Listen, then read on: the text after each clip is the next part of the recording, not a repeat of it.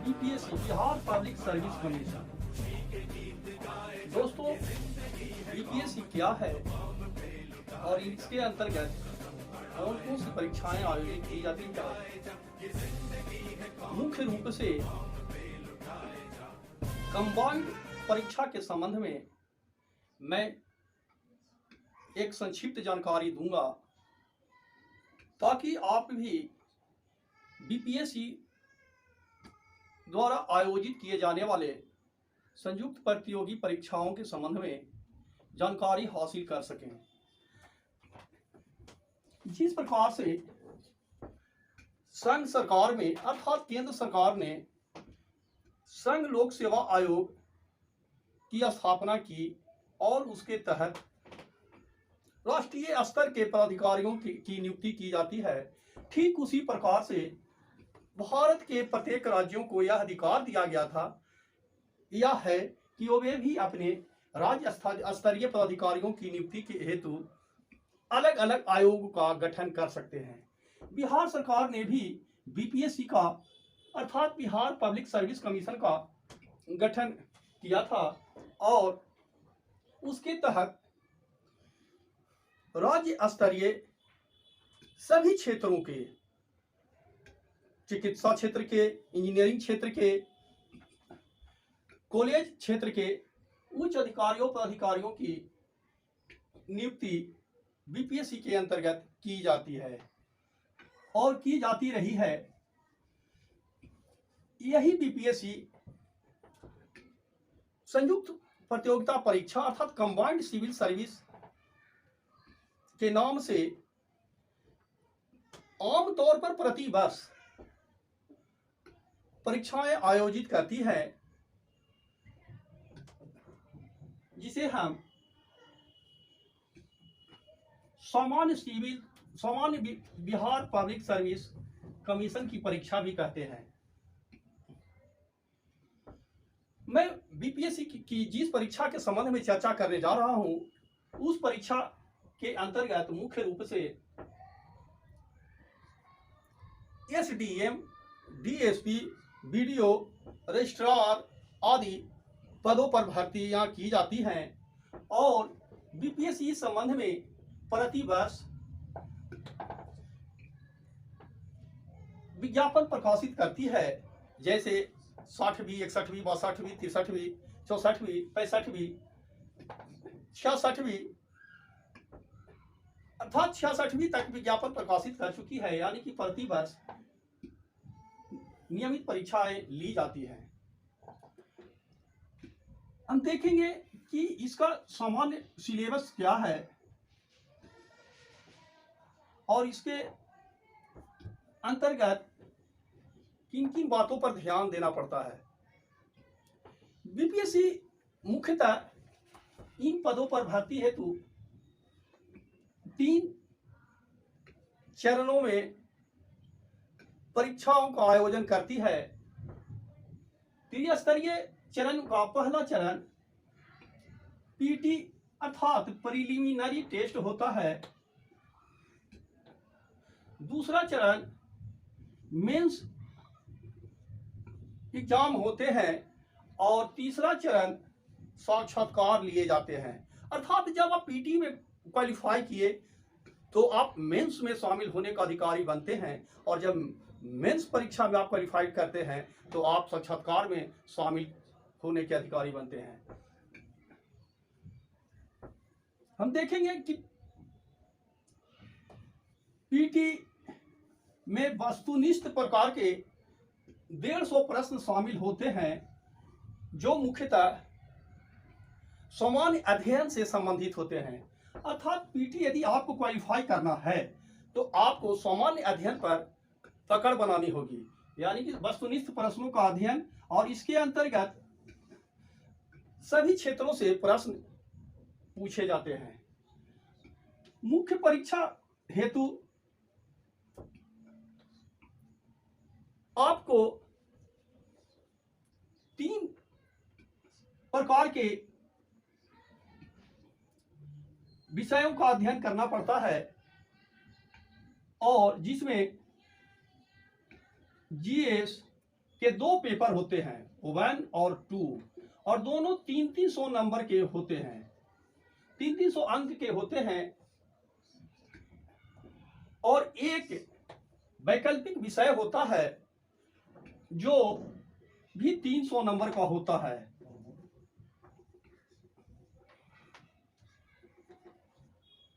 अर्थात मुख्य परीक्षा में 900 नंबर के पूछे जाते हैं। यहां यह ध्यान देना आवश्यक है कि 100 नंबर का अर्थात 100 अंक का हिंदी की परीक्षा भी होती है, लेकिन यह केवल क्वालिफाइंग होता है, यानी कि आपको इसमें मिनिमम 30% अंक लाना आवश्यक है।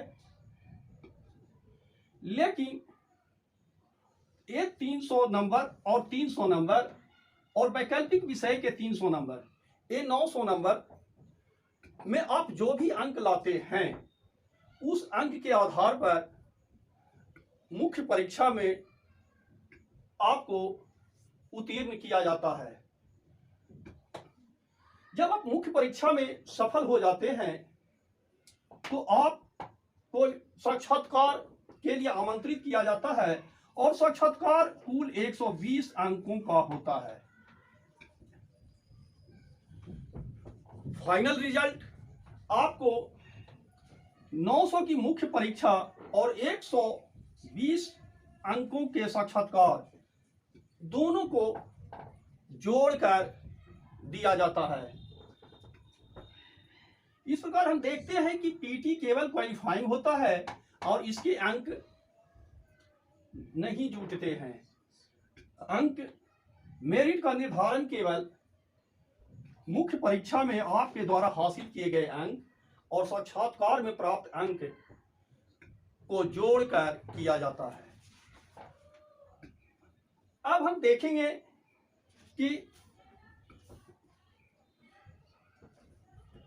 इसके 3 चरण में पहला चरण पीटी का है। पीटी के अंतर्गत यदि आप क्वालिफाइंग करते हैं तभी आप मुख्य परीक्षा में शामिल होने के अधिकारी बनेंगे। इसलिए बीपीएससी की यदि आपको तैयारी करनी है तो सर्वप्रथम पीटी के अध्ययन पर ध्यान देना पड़ेगा।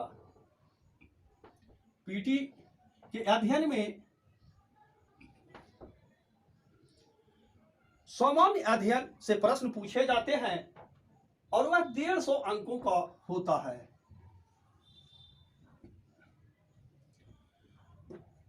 अभी हाल फिलहाल में ही मुख्य परीक्षा में विभिन्न विषयों से संबंधित विश्लेषणात्मक प्रश्न पूछे जा रहे हैं। पहले की तुलना में आज आयोग द्वारा विश्लेषणात्मक प्रश्नों को अधिक महत्व दिया जा रहा है। पहले आमतौर पर तथ्यात्मक प्रश्न पूछे जाते थे जो सीधे साधे होते थे, जैसे 1857 के विद्रोह के कारण की चर्चा करें या असहयोग आंदोलन के कारणों पर प्रकाश डालें। लेकिन अब हम देखते हैं कि इनसे अलग हटकर भी प्रश्न पूछे जा रहे हैं। जैसे हम देखते हैं कि 64वीं की मुख्य परीक्षा में इतिहास विषय के अंतर्गत 1857 से जो प्रश्न पूछे गए हैं वह प्रश्न यह है कि आरसी मजूमदार और सेन द्वारा 1857-58 के विद्रोह पर दिए गए विचारों का तुलनात्मक अध्ययन करें। अर्थात अब सीधे साधे प्रश्न नहीं पूछे जा रहे हैं। तो इस परिस्थिति में मैं इतिहास के विद्यार्थी से यह कहना चाहूंगा कि ऐसे प्रश्नों से घबराने की कोई आवश्यकता नहीं है, क्योंकि अब बीपीएससी के प्रश्न पूछने का ट्रेंड और प्रवृत्ति बदल रहा है। चाहे पीटी की तैयारी की बात हो या मेंस या साक्षात्कार, इन सभी क्षेत्रों में जब आप अध्ययन करते हैं तो आपके अध्ययन का दृष्टिकोण मल्टी डायमेंशनल अर्थात बहुआयामी होना चाहिए। केवल तथ्यों के अध्ययन से आप सफल नहीं हो सकते हैं, बल्कि कौन कार्य कब हुआ, कैसे हुआ, क्यों हुआ, अध्ययन के दौरान आपके जेहन में ये प्रश्न स्वाभाविक रूप से उठने चाहिए। इसी को हम बहुपक्षीय या बहुआयामी या मल्टी डायमेंशनल अध्ययन कहते हैं। उदाहरण स्वरूप हम देखते हैं कि इतिहास का जो प्रश्न पूछा गया, अर्थात सेन और आरसी मजूमदार के विचारों का तुलनात्मक अध्ययन से संबंधित बातें जो पूछी गई, उसका उत्तर भी 1857-58 के विद्रोह के अध्ययन में ही निहित है। केवल आपकी दृष्टि वस्तु परक से हटकर विश्लेषणात्मक होनी चाहिए। हम देखेंगे कि जैसे आरसी इस प्रश्न का उत्तर केवल दो महत्वपूर्ण बिंदुओं पर ही आधारित है और यह अत्यंत सरल और सहज प्रश्न है। जैसे हम देखेंगे कि आरसी मजूमदार ने किन परिस्थितियों में 1857-58 के विद्रोह पर इतिहास लेखन किया था और सुरेंद्रनाथ सेन के इतिहास लिखे जाने के समय उनकी क्या परिस्थितियां थी। आरसी मजूमदार मूलतः प्राचीन भारतीय इतिहास लेखन से जुड़े हुए थे, जबकि सुरेंद्रनाथ सेन आमतौर पर मराठा इतिहास के विशेषज्ञ थे। भारत को आजादी मिलने के तत्काल उपरांत बाद आरसी मजूमदार ने भारत सरकार को आधुनिक भारत के स्वतंत्रता का इतिहास लिखे जाने से संबंधित एक प्रस्ताव दिया था। वह प्रस्ताव पारित भी हो गया और आरसी मजूमदार जो बोर्ड गठित किया गया उसके मुख्य संचालक बनाए गए। आधुनिक भारत के इतिहास लिखने के क्रम में स्वाभाविक है कि 1857-58 का विद्रोह उनका पहला अध्याय था और उसके लेखन के दौरान जब उसके स्वरूप के संबंध में, विद्रोह की प्रकृति के संबंध में उन्होंने इस विद्रोह के महत्व को कम करके आंकलन कर रहे थे, तो स्वाभाविक रूप से बोर्ड के सचिव एवं अन्य पदाधिकारियों के साथ उनका अनबन हुआ और इन्हीं परिस्थितियों में लेखन कार्य से उनको हटना पड़ा। वही लेखन कार्य अर्थात आधुनिक भारत के स्वतंत्रता संग्राम का इतिहास आगे चलकर ताराचंद ने किया और जो कई खंडों में प्रकाशित भी हुई। आरसी मजूमदार ने स्वयं 2 पुस्तकों की रचना की। द सिपाही म्यूटिनी जो वर्ष 1957 में प्रकाशित हुई और उनकी दूसरी पुस्तक 26 जनवरी 1963 में प्रकाशित हुई, जिसका शीर्षक है द सिपाही mutiny and the revolt of 1857। इसके साथ ही उन्होंने कुछ लेखकों की एक टोली बनाकर ब्रिटिश पैरामाउंट्सी नामक पुस्तक की भी रचना की, जो बहुत व्यापक किताब है और कई खंडों में प्रकाशित है। आरसी मजूमदार ने इन पुस्तकों के अंतर्गत 1857-58 के विद्रोह के संबंध में जो विचार व्यक्त किए हैं उनका मूल निचोड़ या जिन विचार के चारों ओर इनका चिंतन केंद्रित है वह मूल बिंदु यह है, उन्होंने स्पष्ट लिखा और यह निष्कर्षता लिखा है कि the revolt was neither organized, neither national and nor fought was for independence। अर्थात 1857-58 का विद्रोह न तो राष्ट्रीय था और न ही सुसंगठित था और न ही स्वतंत्रता के लिए लड़ा गया एक युद्ध था। और इसी के समर्थन में अर्थात इन्हीं बातों या अपने तर्कों के समर्थन में वे विचार देते हैं और इन्हीं बातों से उनकी किताब भरी पड़ी है।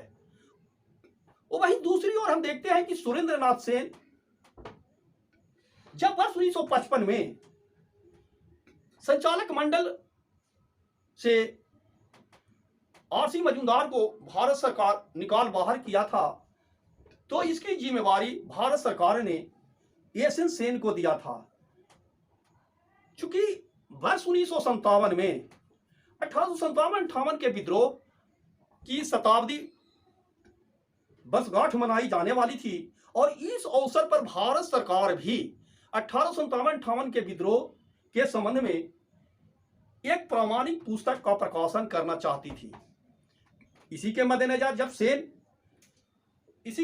जब आरसी मजूमदार को हटाकर इस पुस्तक के निर्माण का कार्य वर्ष 1955 में सुरेंद्रनाथ सेन को सौंपा गया तो उन्होंने इस विद्रोह के सभी पहलुओं के संबंध में विस्तृत विवरण दिया है। सेन का जो मूल चिंतन इस विद्रोह के संबंध में है और जिसके चारों ओर उनका चिंतन केंद्रित है वह बिंदु यह है कि सेन ने स्पष्ट शब्दों में कहा कि यद्यपि अवध और शाहाबाद के क्षेत्रों में राष्ट्रीय युद्ध की सभी विशेषताएं देखने को मिलती हैं, फिर भी भारत के अन्य क्षेत्रों में ऐसे उदाहरण नहीं मिलते हैं और इस प्रकार हम इसे राष्ट्रीय युद्ध की संज्ञा नहीं दे सकते हैं। लेकिन आगे उन्होंने कहा कि यद्यपि कि इस विद्रोह की शुरुआत तो सैनिक असंतोष से हुई थी अर्थात धर्म के प्रश्न को लेकर हुआ था, लेकिन जब मेरठ के विद्रोहियों ने बहादुर शाह द्वितीय अर्थात जफर का नेतृत्व स्वीकार कर लिया तो यह विद्रोह न केवल राजनीतिक रूप या स्वरूप ग्रहण कर लिया बल्कि इसे राष्ट्रीय स्तर के समर्थन भी मिलने लगे। सेन ने आगे लिखा है कि यद्यपि कि यह विद्रोह धर्म के नाम पर शुरू हुआ था, धर्म की रक्षा के प्रश्न को लेकर शुरू हुआ था, लेकिन आगे चलकर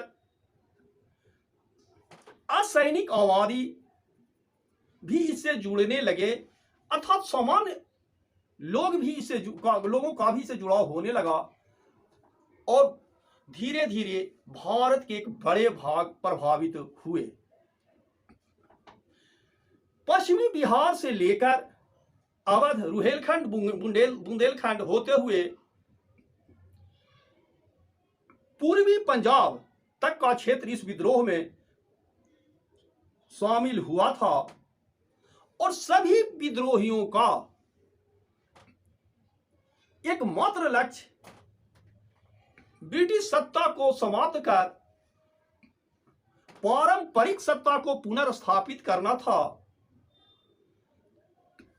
और इस प्रकार यह विद्रोह जो धर्म के नाम पर शुरू हुआ था वह स्वतंत्रता के लिए लड़ा गया युद्ध में परिणत हो गया। अर्थात सेन इस प्रकार इस विद्रोह को एक लोकप्रिय विद्रोह मानते हैं और स्वतंत्रता के लिए लड़ा गया युद्ध भी मानते हैं। यदि इन्हीं दो बातों को उनके द्वारा प्रस्तुत किए गए तर्कों अर्थात आरसी मजूमदार और सेन द्वारा प्रस्तुत किए गए तर्कों को परीक्षार्थी रखेंगे तो स्वाभाविक है कि उनको ऐसे प्रश्नों में 80% अंक अवश्य मिलेंगे, क्योंकि ये सब प्रश्न विश्लेषणात्मक होते हैं और ऐसे प्रश्नों का उत्तर वही दे सकते हैं जिनका दृष्टिकोण बहुआयामी होता है। हम देखते हैं कि पीटी के क्षेत्र में अध्ययन कैसे करें। तो जहां तक बीपीएससी की पीटी के अध्ययन करने का सवाल है तो उसमें पूछे जाने वाले 150 प्रश्नों में 3 विषय जिसमें इंडियन हिस्ट्री, बिहार से संबंधित प्रश्न और करेंट अफेयर अर्थात समसामयिक प्रश्न का महत्वपूर्ण स्थान है। केवल ये तीनों मिलकर ही लगभग 100 अंक का निर्माण करते हैं। हम देखते हैं कि बीपीएससी की पीटी के अंतर्गत इंडियन हिस्ट्री से 35 से 40 प्रश्न पूछे जाते हैं। उसी प्रकार बिहार से भी 20 से 25 प्रश्न पूछे जाते हैं और समसामयिकी से लगभग 35 से 40 प्रश्न पूछे जाते हैं। बीपीएससी की पीटी की तैयारी करने के संबंध में मैं सर्वप्रथम इंडियन हिस्ट्री के अध्ययन को प्रारंभ किया है और इसके साथ साथ बिहार स्पेशल और समसामयिकी पर भी चर्चाएं की जाएगी। उसके बाद अन्य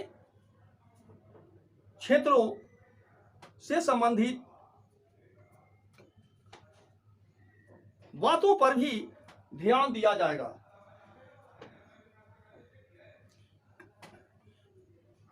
बीपीएससी के क्षेत्र में इतिहास अत्यंत उपयोगी और प्रासंगिक है।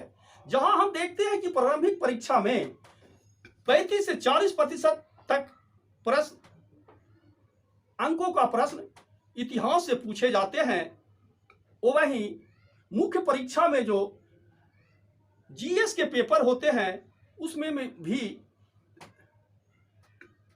लगभग 1/3 बिहार के इतिहास, संस्कृति और आधुनिक भारत के इतिहास से ही प्रश्न पूछे जाते हैं।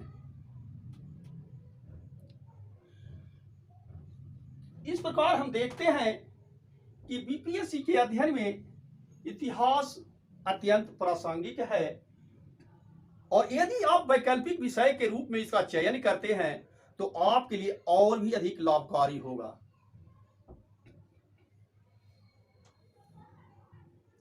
धन्यवाद।